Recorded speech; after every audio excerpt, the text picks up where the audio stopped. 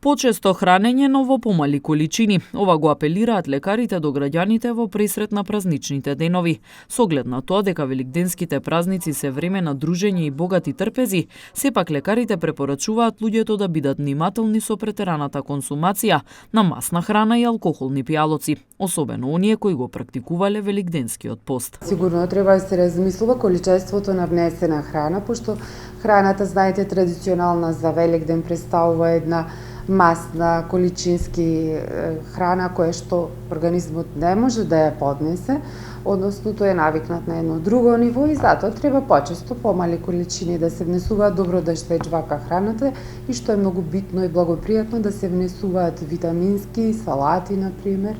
Во шеја исто така се препорачува и многу течности. Течности, нели од типот на супија, не мислев на некои други течности што можат да делуваат пак штетно на организмот и се разбира движењето исто така помага овој период, за да се вратиме на некоја избалансирана исхрана, за да немаме проблеми од типот на гадење, поврашење, надуеност и многу други дигестивни симптоми кои што можат да се јават и како акутен процес, па некои од пациентите дури и да завршат на терапија. Доктор Светлана Трифуновска вели дека се уште не треба да се опуштаме со однесувањето во насока на заштита од коронавирусот, кој се уште е присутен.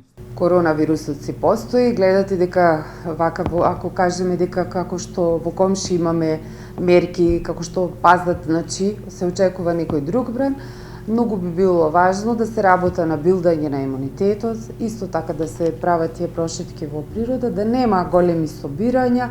Гледате, опуштени се мерките, но сепак можете да си држите некоја актуелна дистанца и би апелирала кога влегувате во простори како што се ординации, одредени затворени простори каде што се уште е задолжително маски, да се размислува на тој момент за да не изненади периодов пак некој голем бран што потоа потешко ќе се справиме со него.